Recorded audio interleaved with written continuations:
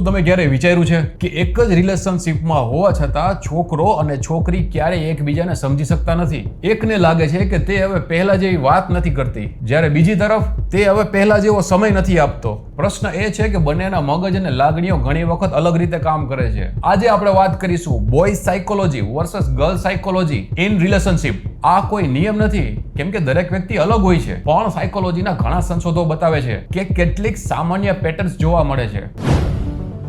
Point 1, પ્રેમ વ્યક્ત કરવાની રીત. ઘણા છોકરાઓ પ્રેમને શબ્દથી ઓછો અને કામથી વધારે બતાવે છે.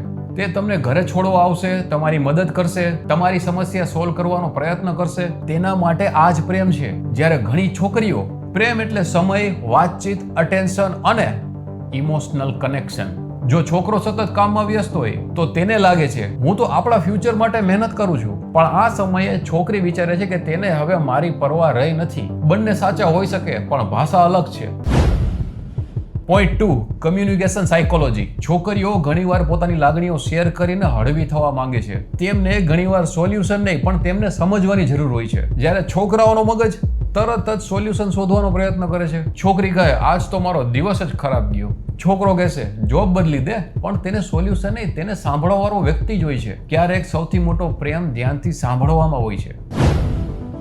Point 3, trust. છોકરાઓ માટે ટ્રસ્ટ ઘણીવાર લોયલિટી સાથે જોડાયેલું હોય છે, જ્યારે ઘણી છોકરીઓ માટે ટ્રસ્ટ એટલે કન્સિસ્ટન્સી. જો આજે ખૂબ પ્રેમ બતાવો અને કાલે આખો દિવસ ઇગ્નોર કરો તો ટ્રસ્ટ ધીમે ધીમે તૂટી જાય છે.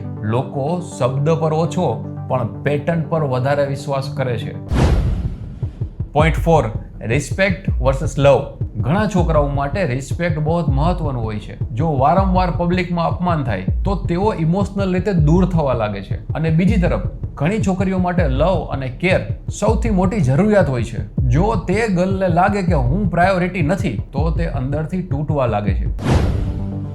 Point 5, overthinking. ઘણી છોકરીઓ નાના બદલાવ પણ ઝડપથી નોટિસ કરે છે. રિપ્લાય મોડો કેમ આપ્યો? આજે વોઇસ કેમ બદલાઈ ગયો છે? આજે તારો ટોન કંઈક અલગ છે? ઓનલાઈન હોવા છતાં મેસેજ કેમ નથી કર્યો? આ બધું તમને ઓવરથિંકિંગ તરફ લઈ જાય છે. જ્યારે છોકરો કદાચ ખરેખર બિઝી હોય, પણ કેટલાક છોકરાઓ પણ ઓવરથિંક કરે છે, ખાસ કરીને જ્યારે તેઓ ઇનસિક્યોરિટી ફીલ કરે. એટલે ઓવરથિંકિંગ માત્ર જેન્ડર પર આધારિત નથી.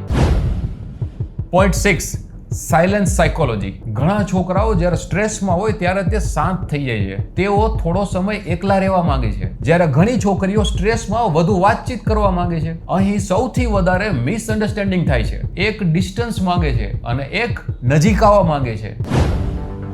Point 7, jealousy. ઈર્ષા તો બંનેને થાય છે, પણ કારણ બંનેના અલગ અલગ હોય છે. ઘણા છોકરાઓને ફિઝિકલ કોમ્પિટિશન વધુ અસર કરે છે, જ્યારે ઘણી છોકરીઓને ઇમોશનલ કોમ્પિટિશન વધારે અસર કરે છે. જો પાર્ટનર કોઈ ત્રાહિત વ્યક્તિ સાથે વધારે ટાઈમ સ્પેન્ડ કરે તો અંદરથી ઇનસિક્યોરિટી ફીલ થશે. Point 8, appreciation. ઘણા રિલેશનશિપ માત્ર એટલે નબળા પડે છે કારણ કે લોકો એપ્રિસિએશન કરવાનું બંધ કરી દે છે. એક આઈ એમ પ્રાઉડ ઓફ યુ, એક તું મારા માટે મહત્વનો કે મહત્વની છો. આ બધા શબ્દો રિલેશનશિપને મજબૂત બનાવે છે.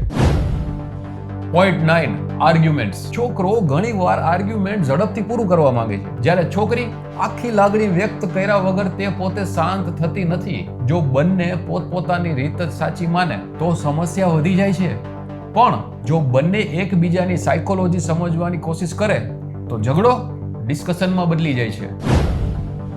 પોઈન્ટ 10, સૌથી મોટું સત્ય. સાચો રિલેશનશિપ એ નથી કે જ્યાં ઝઘડો જ ન થાય. સાચું રિલેશનશિપ એ છે જ્યાં બંને એકબીજાને સમજવાનો પ્રયત્ન કરે. પ્રેમ માત્ર આઈ લવ યુ બોલવાથી નથી થતો. પ્રેમ એટલે સમજવું, સાંભળવું, રિસ્પેક્ટ આપવું અને રોજ નવો થોડો પ્રયાસ કરવો. યાદ રાખો, બધા છોકરાઓ એક જેવા નથી અને બધી છોકરીઓ પણ એક જેવી નથી. આ માત્ર સાયકોલોજીમાં જોવા મળતી માત્ર પેટર્ન્સ છે. જો તમે તમારા પાર્ટનરને બદલવા કરતા તમે તેને સમજવાનો પ્રયત્ન કરશો તો આ રિલેશનશિપ વધુ મજબૂત બની શકે છે.